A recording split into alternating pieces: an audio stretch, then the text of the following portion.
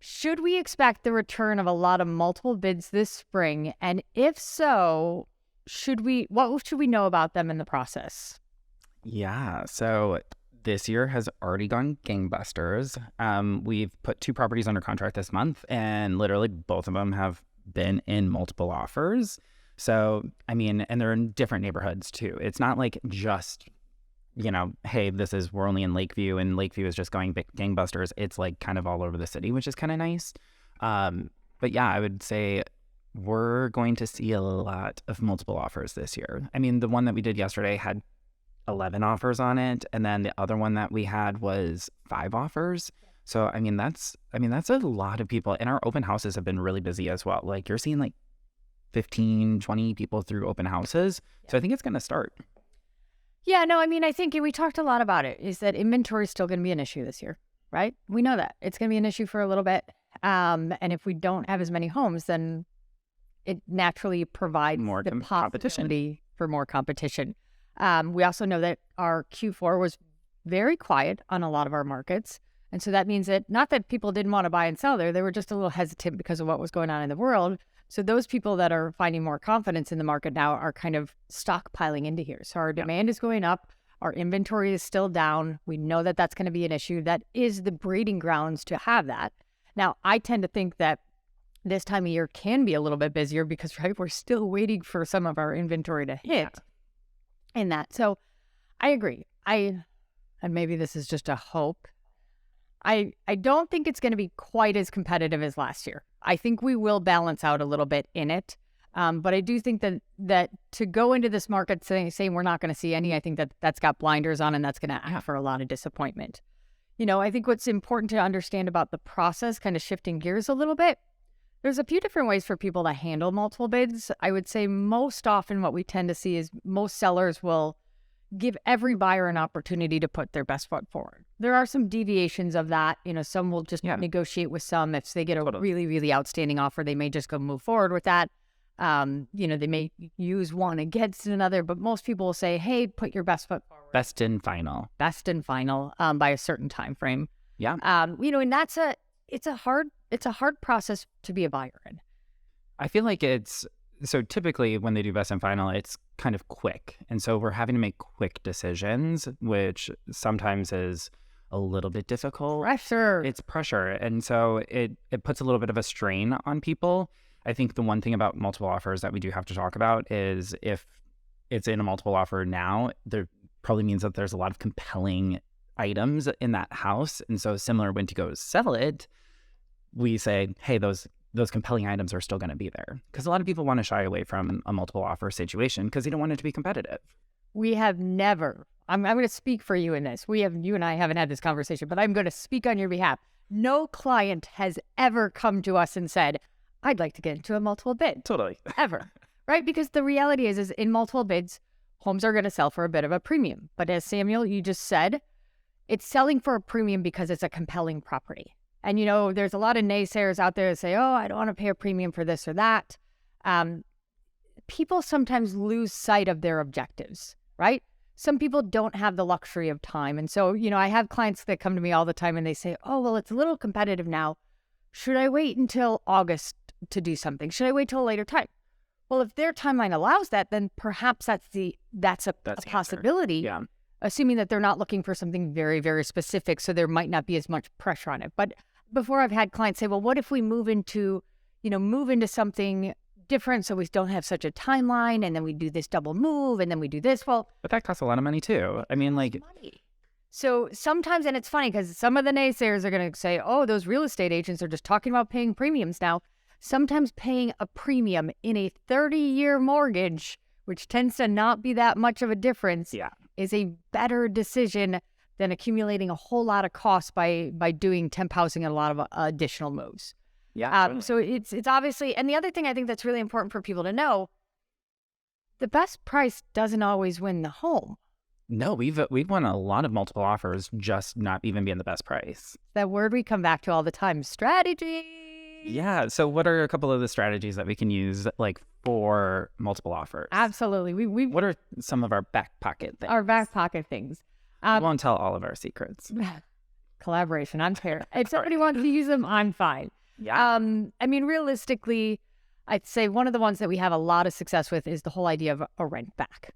A lot of times if somebody's selling something, they're buying something else, moving somewhere else. And obviously buying and selling at one time can get very complicated. Well, also in this market, a lot of the time sellers, because it's competitive, aren't going to accept a home sale contingency. So for the seller, it's an advantage because they can sell their property, they get the equity out of it, and then they can live in the property, sometimes rent-free, sometimes they pay rent, but at least it gives that, again, talking about do you move multiple times? It puts them in a better position. Yeah. So the rent back idea has been something that we've relied a lot on over the last couple of years when it got really, so basically the sellers are closing. We're closing with them. We're allowing the sellers to then live in the property for whether it's 2 weeks or up to 60 days is the threshold. Yep. Sometimes that's for a determined rent. Sometimes to make an offer more compelling, that is rent free. To do that, that's one of the things that we've had a tremendous amount of success with. Now, obviously, there's some other ones. Do you want to chime in on that? Sure. So one of the ones that we do pretty frequently is as is. Now, I actually was having a conversation with a home seller who bought a property last year and did an as is property and also waived the inspection, which again, we never want to do. And he moved into the property and he was talking about how the plumbing was all messed up. And so now he spent like thousands and thousands of dollars. Yeah.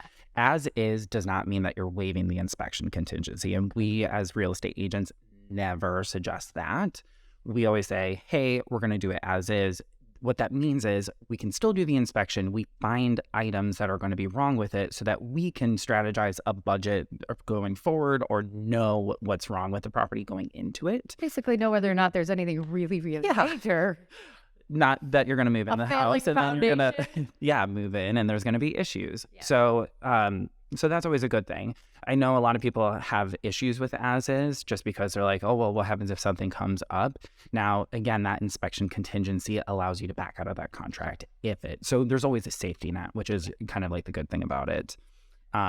Anything else? Absolutely. I mean, there's other things that we've done. A lot of it comes back to some of the mortgage products that we've talked about. You know, most of our clients are cash. Cash can be king in this type of situation, but mortgages are a big aspect of it as well. We've worked with a lot of our clients in this type of environment to get fully approved, meaning we can write a stronger offer and basically said their entire application has been submitted. All we're doing is waiting on a property. That means we can write a shorter contingency. Sometimes we can waive components of it. A lot of times, especially when prices get bigger, we do what are called appraisal waiver contingencies or an appraisal gap. That has been the luxury, like beautiful word of the last year. Right. So basically what it is that, you know, and let's just say it, if a property is on the market for $500,000 and people are competing on it and the prices are going to $510 or even $520 sometimes, an appraisal waiver or an appraisal gap addendum basically means that the buyer is going to stand behind their offer. So what that means is if the appraiser comes in and says, oops, I can, you know, your price is $515, but I'm only going to give you $510 on the appraisal, that the buyer in a more traditional setting could try and negotiate that amount or try and do something a little bit different. They're kind of saying, hey, I'm giving you this offer and I'm going to stand behind the number. So a little context, an appraisal is a third-party company that comes in and gives one final number. Yes. They're looking, so when we run a CMA for a buyer, we're looking at a threshold, right? So we have, hey, the property is worth $500 to $510. That's a range. Yeah. An appraiser is only going to give you one final number. And so that has to match that purchase price that you're buying it at. Yeah. And so that's what you're talking about with the gap. Yes, very true. So that we see a lot because especially, you know, I always tell my sellers when I've got really big numbers, but then they put an appraisal contingency in there, I was like, to me, that's not as valuable because they're just going to come back and say, well, the appraiser said this, so this is all we're willing to pay. So that's another meaningful thing that we're going to do. And the rest is just really kind of reducing the amount of contingencies, shortening contingencies, seller timelines. I mean, there's a lot of ways to sweeten the pot. And the last piece is, and we just got a big win on this. The last piece is being friends with everybody. Our relationships. Yes. We work hard to have good relationships with everybody in this industry. A, because that's just how we like to perform our business anyways.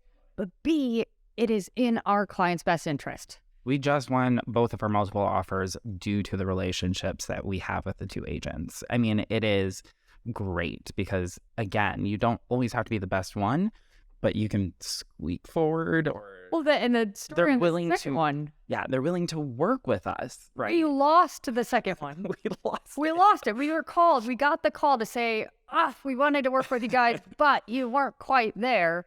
The conversation then escalated. We jumped in to say, what could we have done differently? How could we have done differently? Just let us know so that then we can have another call with our client. Yeah.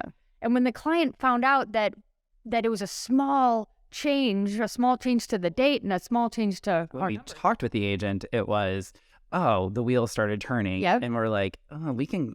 Oh, you mean we just didn't text and email them? We had a conversation. So when we were asking the following details, that's when it kind of clicked in our brains of, hey, this actually would work for our client. We just didn't do it in the initial offer, but we could do it Because we didn't have all the information. Yeah, exactly. So we ended up winning that property, which felt fantastic. And it always feels even a little bit better to know that we were part of the driving cause to do it, right?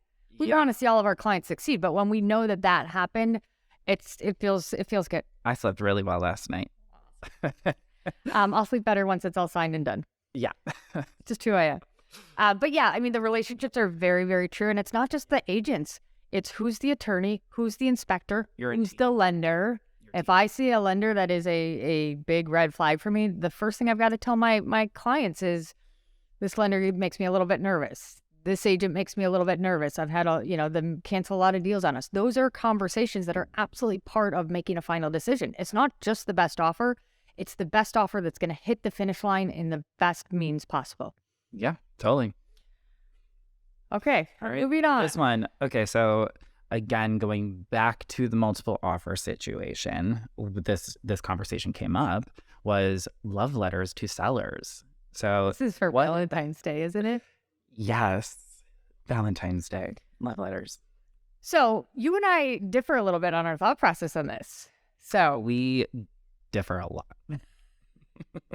So what we're talking about here is a lot of times in the past few years when situations get competitive, is that sometimes people like to accompany their offer with a more personalized letter.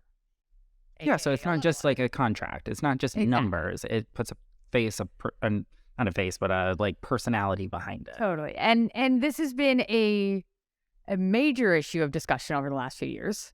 Not even just amongst us, like amongst like the Realtor Association, just because, again, it goes back to fair housing, which is why we've kind of like started shying away from them within the last year. But yes, prior to that, we were like, yes, do it. We were even starting to do video love letters just because everyone was writing a letter. So we were like, how the hell do we differentiate ourselves? So we were like, just record a video, just say how much you love the property and why you want it and who you are so that you can connect a little bit more. But so my thought process on it is this, is I have absolute respect for the concerns related to them. I have total concern with making sure that there's no level of stereotyping, prejudice, or anything of the sort. Everyone that knows me knows that's a really, really strong topic for me. That being said, a contract and a piece of paper is very cold. And part of this process, as we've said, it's not necessarily about making us like that person better. But as an agent, part of it is understanding their commitment to the property. This is a market.